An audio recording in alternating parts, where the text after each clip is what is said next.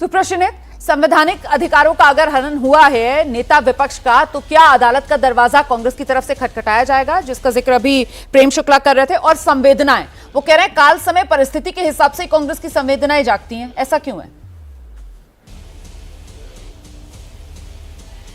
असल में क्या है ना कि संवेदनाएं तो मणिपुर में भी जगी और 3 बार राहुल गांधी मणिपुर हो आए, अपनी भारत जोड़ो न्याय यात्रा भी मणिपुर से शुरू करी।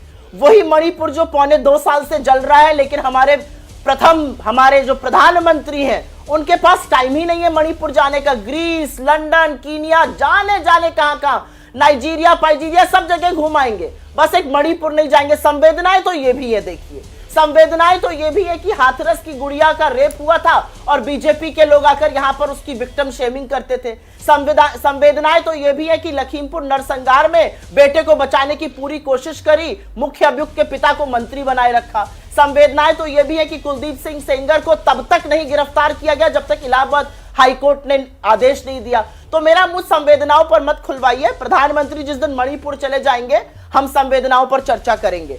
2750 लोग, रिमेंबर द नंबर, 2750 लोगों के खिलाफ अननेम्ड एफआईआर हुई है। ये क्या हालात बना के रखे हुए हैं संभल में?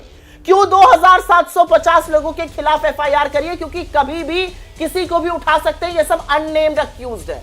नामजद 7 है, अननेम्ड जो है वो 2750 है।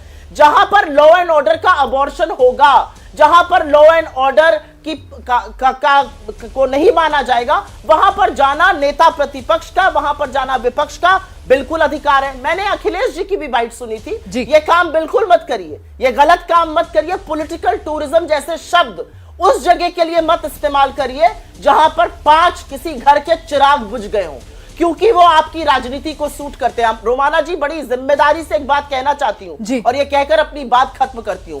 एक जमाना था अगर सरकार के कार्यकाल में दंगा हो जाता था तो उसके ऊपर धब्बा लग जाता था, लोग नैतिक जिम्मेदारी मान के रिजाइन कर देते थे।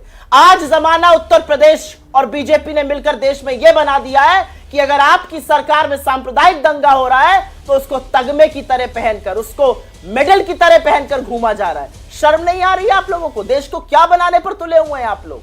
ये असलियत है। प्रेम शुक्ला जी, 30 सेकंड का समय आपको जवाब देने के लिए, उसके बाद बाकी मेहमानों का रुख कर रही हूं। आइए जी। 10,000 सिखों का नरसंहार करने वाली नृशंसता के लिए राजीव गांधी बेशर्म थे कि उन्होंने त्यागपत्र नहीं दिया। राजीव गांधी को बेशर्म कहने के लिए धन्यवाद।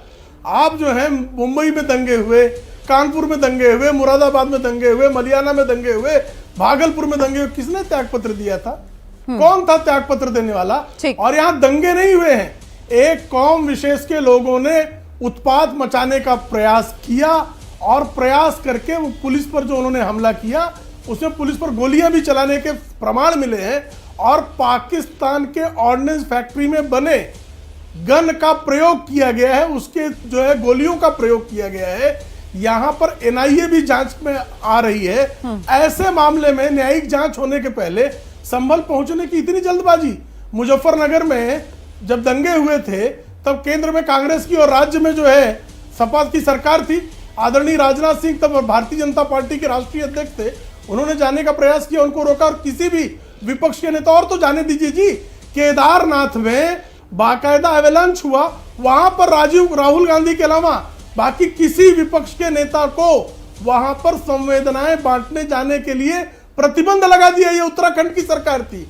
क्या बातें कर रही हैं आप? और कौन सी बातें कर? तमिलनाडु में 70 लोग मर गए, वो तो जान थी ही नहीं, वो चिराग तोड़े थे।